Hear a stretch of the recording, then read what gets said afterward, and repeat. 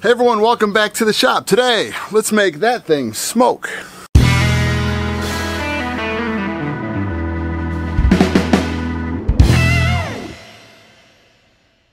Alright, I've done a lot of work off camera on this one. I probably spent, I don't know, maybe 2 or 3 hours trying to get it the way I want it.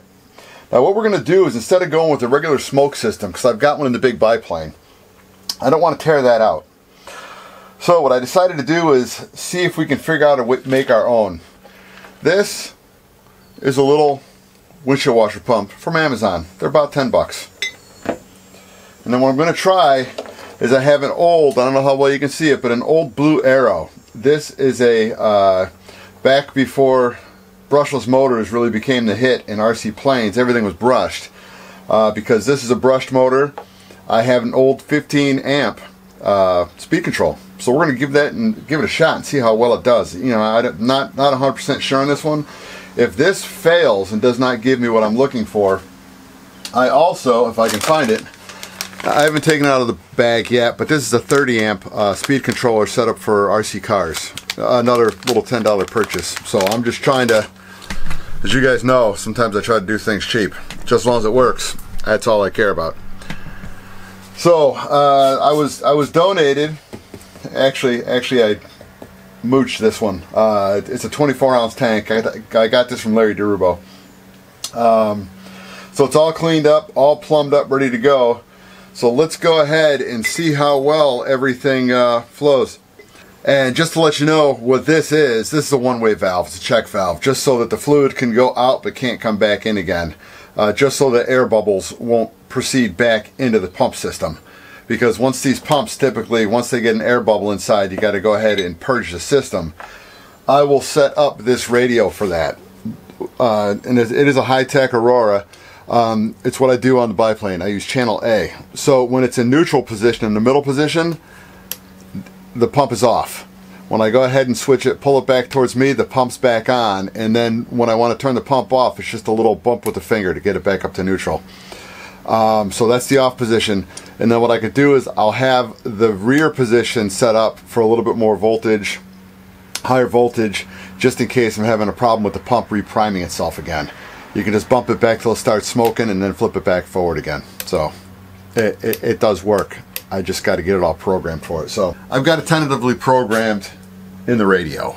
It's just, I'm going to have to set the trims on the low end for when it's pumping out, and then of course if I need to reprime it again.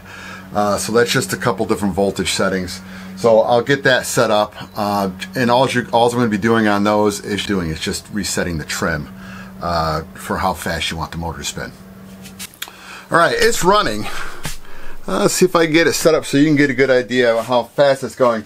I've got it slowed down as far as I can get it, the motor slowed down. I can't run the motor any slower, and I haven't tried the 6-volt yet. I'm going to try this next. But just to show you the speed that it's coming out at right now. And it's still a little bit faster than I want. If I can't get the motor to slow down, if it won't work on a 6-volt and I can't get it to slow down anymore, got a couple options. The first one would be just to get a restrictor. It's what you use just on a regular car, like for a vacuum. So you're trying to restrict the flow. I think I've got a restrictor on the big biplane. Unless I could, you know, I'll go hop in the car and take a 45-minute drive to where it's stored at. I couldn't tell you. But I do think I put a restrictor in there. So what I can do is, as of right now, I'm going to try to see if it'll work on a 6-volt. Which hopefully it will, or it's on a 6-volt, the 2-cell pack. Then I can, if it'll work on that, then I should be able to tone it better, tone it down a little bit more. If not,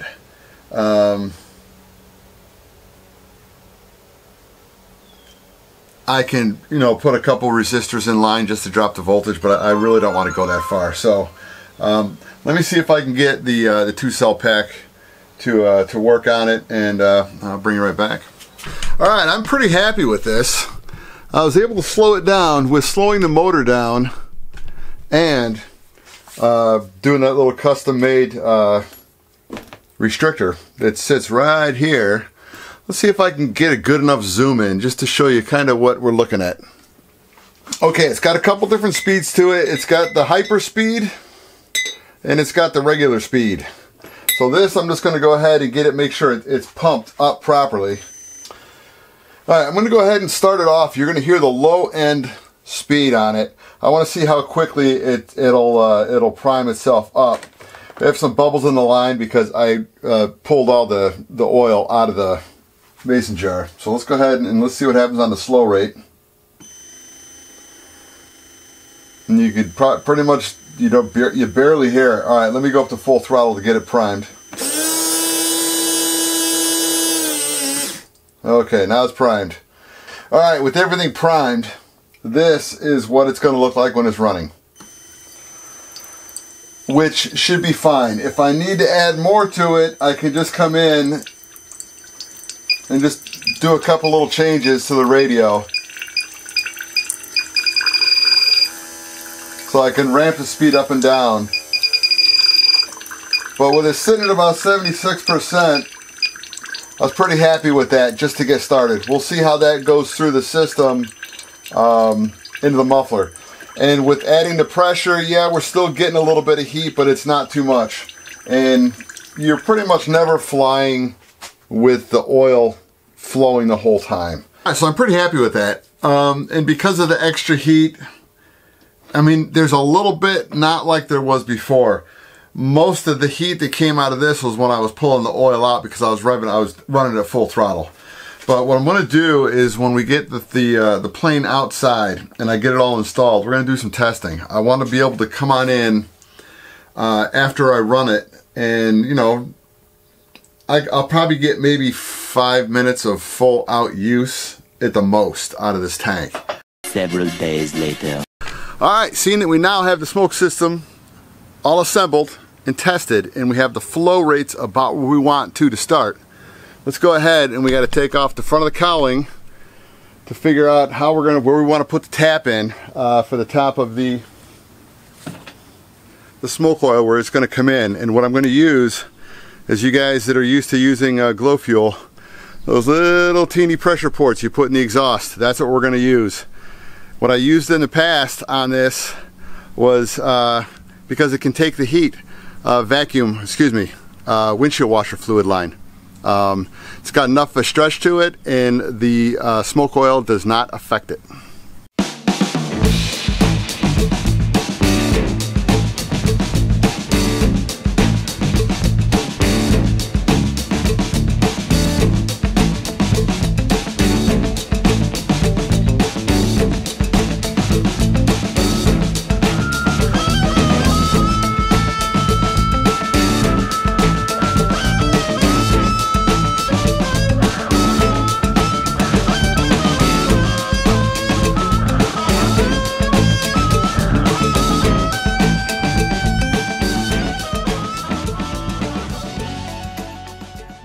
Alright, now where I want to put this piece down is going to be right about here. We're going to get it as close to the little firewall as possible. And I want to keep it back to right about in the middle of the flow. I want to keep it far enough away from the exhaust, but I want to have it so that it's hitting in just before it gets to the first down tube. So it's going to go up on the top so it can drip in. And then this will come around the side here and probably be fashioned about, something somewhat like this. Now what I did is I'm going to make a little attachment point for the one-way valve, for the check valve. It'll go here, and then the line's going to come in, drop in, and we'll drill a hole right down about here where the smoke pump oil is going to come on out, go up through the tube, go over, drop down, and straight into the pipe.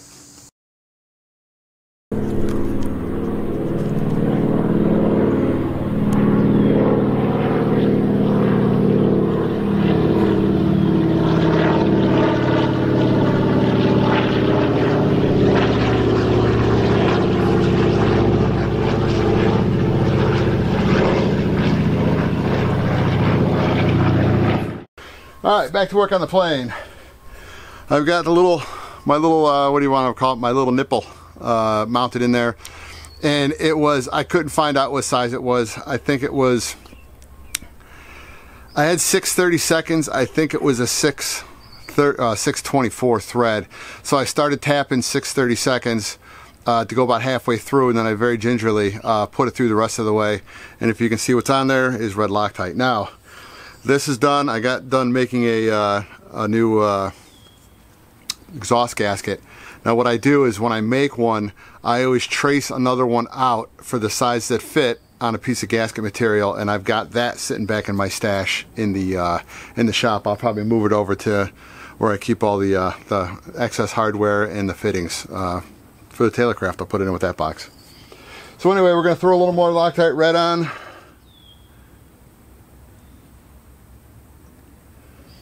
And we're going to go ahead and install it back on the plane.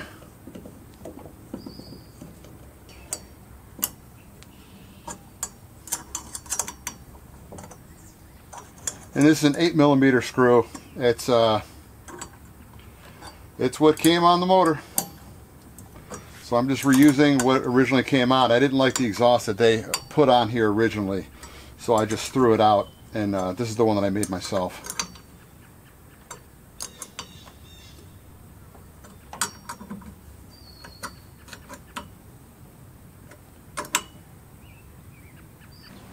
Alright, I know I left you guys out of most of this assembly. You saw how I put together the pump. It was the installation. I probably made about 3 or 4 different decisions on how I wanted to change things from the way I originally wanted it. So let me go ahead, and I'm going to take you guys off the stand. I'm going to give you a little walk around. And it would be blowing smoke today, but I got to get cleaned up and go to work. So let me show you where we're at. Okay, on the front, I decided to do a little for cobbling. These little the strap that I put on there, that's, as of right now, that's temporary. It might work out nicely. If you guys got cable at home, these little wall mounts for the cable, you get a bunch of them. So I used one here just to strap this in place. This is just the check valve. So you can see the arrow, it only flows one way. So there's a check valve. This is the little restrictor. It was too much flow. So I came in with a piece of brass. I went ahead and filled it with solder and then drilled it out to what I'm looking for. And I think I drilled it out to, and I'm probably going to be wrong, I think I drilled it out to about 20 thousandths of an inch. So, and it did restrict the flow quite substantially. So it's going to come up. Here's the windshield washer tubing, and I've got it away from I've got it strapped away from the muffler as far as I could. Just to try to keep some heat off of this. So anyway, so this is going to come up and go down into here. That's where the magic happens. Okay, up inside the fuselage. And I don't know how well we're going to be able to see this. This is the smoke tank. And if you can see it right up in there, it's really hard to see it. You see the light. Let me see if I can get stuff out of the way. Alright, if you can kind of see it, there's the smoke pump right there. So I've got the smoke pump mounted on the slant going up front. That was the closest I can put it to the center of gravity and still let it be usable. As you can see, there's a whole lot of tubing up there. These are the overflow tubes for the fuel tank and for the smoke oil tank. You know, I can make that look a little bit neater, but it's going to work. All right. I had to move my receiver over to this position. Down inside there is the battery, so it's going to be a 3-cell, a 750 3-cell pack. And here is the little speed controller with the light flashing that powers it. So let me go ahead and show you, and hopefully you can hear it. So right now it's in the off position, and when I throw this switch right here, and that is my I don't know which that, oh, it's an E switch. So when I switch this forward once, it goes into just regular low RPM mode because I had to slow everything way down. And hopefully you can hear that.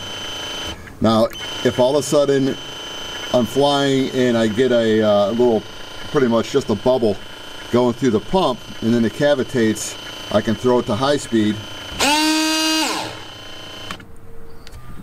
So anyway, as you can see, it's all in.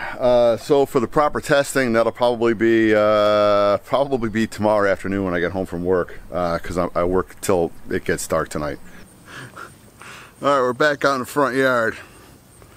we're testing the smoke system on the Taylorcraft. You know, it took me a little while to figure out how I programmed the radio. I completely forgot how I programmed the radio. As soon as I found it, it was the rate that I had on it. I don't even know if you can be able to see it. It was a 73%. You probably can't see it. It needs to be down in the mid 50s. And as soon as you hit the mid 50s, it just starts dumping smoke. So I'm going to go ahead. I'm going to fire everything up. I got to stand behind it because I don't trust my starting stand. That's just for pretty much for starting it up, and that's it. I don't ever want to go full throttle on that one. Yeah. So let me go ahead and we'll get it fired up, and you guys can see what it does.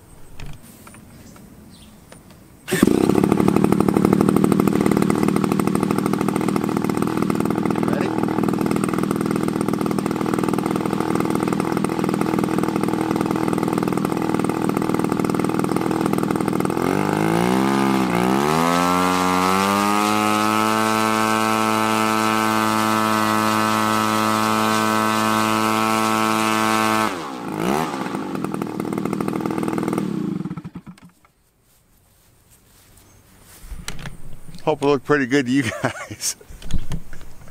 And there's very little wind right now. It's hot, but it's very little wind, so it's just hanging in the trees, and those are new neighbors behind us. So hopefully they don't look out the front window and go, "What the heck is they doing over there?" So anyway, all right. So she's gonna get loaded up in the van tonight. Oh yeah, we're heading to the field tomorrow. See you guys at the field.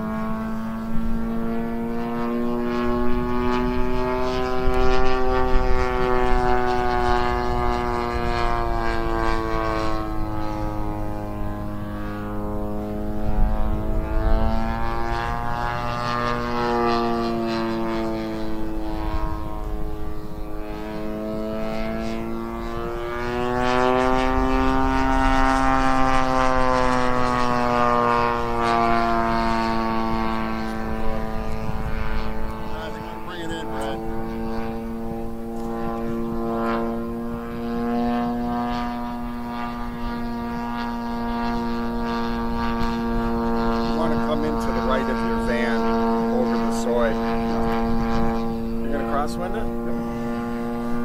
The last one I did, where you said that's the hottest come you've ever had, that was a quarter tailwind.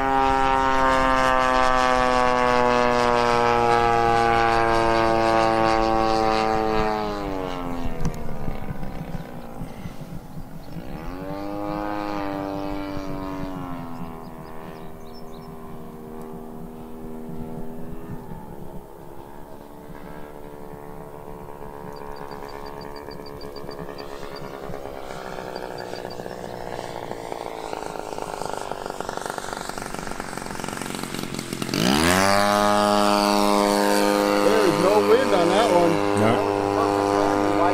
Oh no, it was gonna hit the it was gonna roll out too far.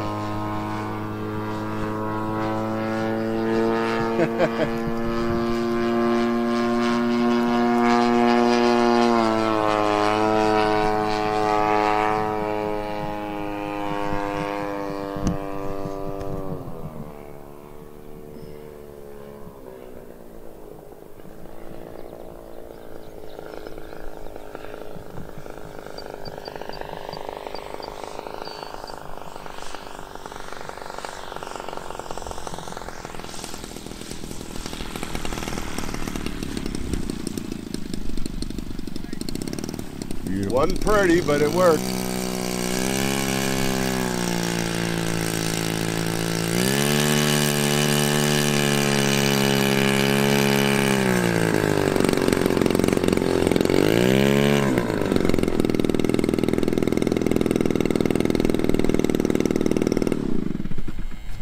All right, I hope everything looked good on those videos because she looked beautiful. As soon as we took off, went up, did the little half loop around and pulled that switch, and it was a very nice balance of smoke.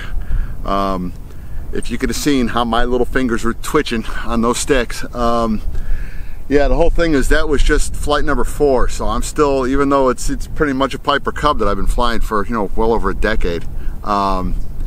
It's a very nice flying airplane. But now I threw one little thing into my mix, was the smoke system and which switch it was. But anyway, I filmed through this, and I also, this camera, the Lumix, and I also filmed through my Samsung. So hopefully, and hopefully the wind's not drowning me out here. So hopefully everything is going to look pretty decent. So, you know, we'll find out when I get to editing. But anyway, yeah, she's pretty much done. She's that's the way she's going to stay. I'm going to try to mount some cameras, some externals. I've got my Akazo V50. I'm going to make a bracket so I can mount one of those things out on one of the wing struts, just to see if we can get you know, some more flight footage, just so when it's in flight. But that's about it. So hope you guys enjoyed the video, and I'll see you next time I'm down in the shop.